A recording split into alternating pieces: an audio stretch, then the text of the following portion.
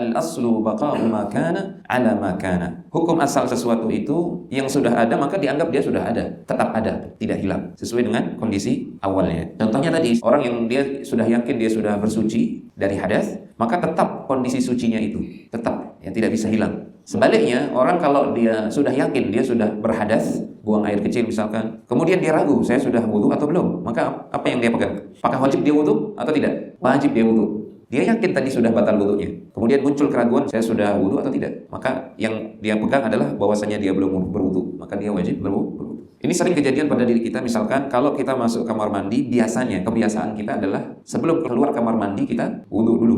Suatu ketika kita masuk kamar mandi, kita keluar, terus kita ragu-ragu, apakah saya sudah wudu tadi atau tidak? Menurut kebiasaan dia, biasanya dia setiap masuk kamar mandi keluar dalam kondisi berwudu. Tapi tumpen kali ini dia lupa, sehingga dia ragu apakah saya sudah wudu atau tidak. Kembali kepada kaidah ini, yang meyakinkan apa? Dia masuk ke kamar mandi dalam kondisi belum berwudu. Itu kondisi yang meyakinkan. Sekalipun kebiasaan dia kalau keluar dari kamar mandi dia pasti berwudu. Tapi itu sesuatu yang meragukan. Yang meyakinkan adalah ketika dia masuk ke kamar mandi dia belum berwudu, maka itu yang dia pegang. Maka kalau dia ragu di luar maka dia berwudu lah, ya bukan berwudu lagi. Dia berwudu, dia wajib berwudu. Dia terhitung belum berwudu sehingga dia wajib berwudu. Antum mau berwudu misalkan, enggak ketemu air. Cari air, ketemu air yang warnanya sudah berubah. Warnanya berubah. Antum ragu apakah ini suci atau tidak. Warnanya saja yang berubah, antum cium tidak ada baunya. Apa hukumnya air tersebut? Hukum al-aslu baqa'u ma kana 'ala ma kana. Hukum asal sesuatu, dalam hal ini air tersebut, dia tetap pada kesuciannya. Misalnya itu adalah jelas air hujan. Biasa kan air hujan jatuh di genteng, kemudian ada ember untuk menampungnya, biasanya agak keruh kan? Hukum air dia baqa'u ma kana 'ala ma kana. Dia tetap pada kondisi asalnya, yaitu air hujan, dia suci. Hukum asal air itu adalah suci. Maka dia tetap pada kesuciannya sampai ada keyakinan baru atau bukti baru yang menunjukkan bahwasanya air ini sudah kena najis misalkan. Contoh, berubah warnanya, berubah baunya, busuk misalkan baunya.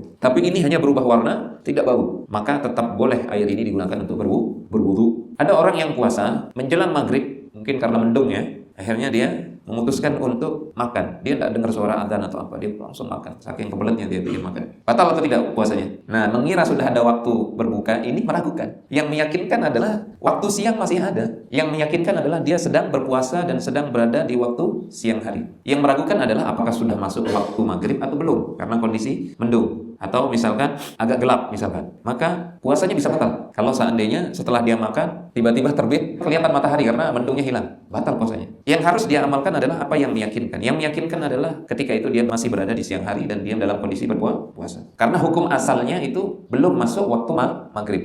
Hukum asal kondisi dia pada waktu tersebut belum masuk waktu maghrib. Sebaliknya, kalau di malam hari menjelang waktu subuh, tetap kaidah ini berlaku. Al-aslu baqa'u ma kana 'ala ma kana. Hukum asal tetap berlaku di situ. Hukum asal di sini apa? Malam. Dia masih berada di waktu malam. Maka masih boleh dia makan dan minum sampai datang dalil yang meyakinkan bahwasanya fajar sudah terbit. Makanya para ulama yang membolehkan, misalkan, idza sami'tumun nida wal ina'u fi yadi ahadikum fala yadh'u hatta yaqdiya hajatahu. Orang ketika makan sahur, dia mendengar azan, tapi air sudah di tangannya dia. Jangan dia letakkan air tersebut. Silahkan dia tunaikan hajatnya. Silahkan, boleh dia minum. Ini hadis Rasulullah SAW. Sekalipun dia misalkan mendengarkan azan. Ini kata para ulama, pada kondisi seseorang itu ragu, apakah muadzin ini azannya tepat waktu fajar atau tidak. Karena hukum asalnya masih malam.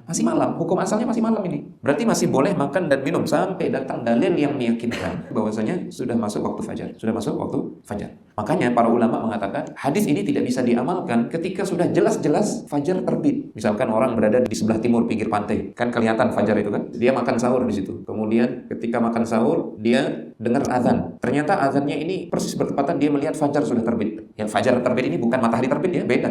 Ada cahaya horizontal. Itu fajar terbit. Maka para ulama mengatakan tidak boleh dia minum ini. Tidak boleh. Karena fajar sudah terbit. Karena kalau dia minum, dia menyelisihi ayat. Wa kulu washrabu hatta yatabayyana lakumul khaytul abyadu minal khaytil aswadi minal fajr. Silahkan makan dan minum sampai terbitnya fajar. Kalau terbit fajar, tidak boleh makan dan minum. Pengamalan hadis yang saya sebutkan tadi, hadis Abu Hurairah, itu jika seseorang ragu apakah muadzin itu azannya tepat waktu ataukah tidak. Karena seringkali muadzin itu kan maju dia azan kan, belum masuk waktu dia sudah azan. Itu makanya perlunya muadzin yang amanah juga. Ketika dia ragu apakah muadzin itu azan tepat waktu ataukah tidak, maka berlaku hukum asal. Hukum asal apa? Masih malam. Tapi ini kita berbicara hukum jemaah. Berbeda dengan kita berbicara kehati-hatian, sikap waro. Maka yang dianjurkan kita adalah bersikap hati-hati. Kalau sudah orang azan, ada orang ngerungguk dia ya kan?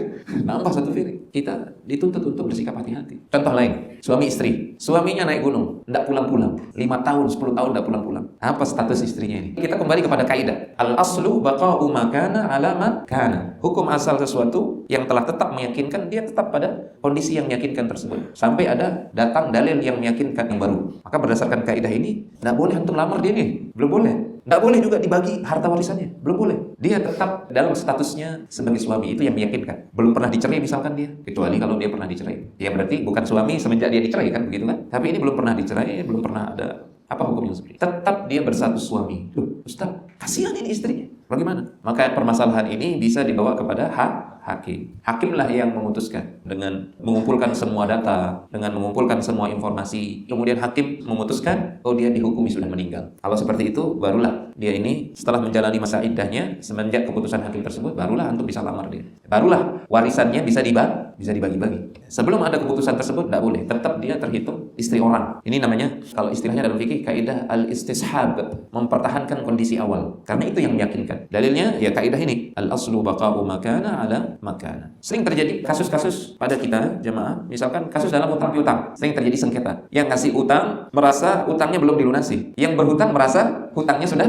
dilunasi. Apa yang harus dilakukan oleh kedua belah pihak? Yang mana yang harus dipegang? Contoh, fulan berhutang kepada Alan, berhutang 1 juta misalnya. Fulan ini berhutang kepada Alan 1 juta. Sudah dicicil sebagian. Karena lama, akhirnya dia lupa. Sisa lagi berapa? Ini kan hutangnya. Yang berhutang ini merasa dia sudah membayar 700.000 misalkan. Yang memberikan hutang merasa dia baru dibayar 500.000. Sekarang mana yang dipegang? Ucapan mana yang dipegang? Yang berhutang ataukah yang dihutangi? Yang berhutang ini merasa sudah membayar 700.000 sehingga hutangnya tinggal 300.000. Maka dia bayarlah 300.000 ini. Sudah ya, sudah lunas hutang saya? Belum, dia katanya. Belum, masih 200.000 lagi. Dalam kondisi seperti ini, ucapan siapa yang harus dipegang? Apa yang meyakinkan di sini? Yang meyakinkan adalah si Fulan dan Alan sama-sama bersepakat bahwasanya si Fulan ini berutang 1 juta. Ini kondisi yang meyakinkan. Maka yang dipegang ucapannya adalah yang memberikan hutang. Kecuali kalau yang berhutang ini bisa mendatangkan bukti, ya catatan ataukah saksi. Kalau dia bisa mendatangkan bukti, maka ucapan yang berhutang ini yang dipegang, yang dimenangkan. Al-yakin la yazulu bisyak. Di samping juga ada kaidah lain nanti. Rasulullah SAW bersabda, al-bayyinatu 'alal mudda'i wal yaminu 'ala man ankar. Bukti itu harus didatangkan oleh orang yang menuntut, yang mengklaim. Adapun orang yang dituntut, cukup dia hanya dengan bersumpah. Misalkan ada orang menuntut, dia mengklaim bahwasanya saya sudah lunasi hutang, maka dia harus mendatangkan bukti. Kalau tidak, maka yang dihutangi ini cukup dia bersumpah, wallahi kamu belum mengembalikan hutangmu. Maka dia yang dimenangkan.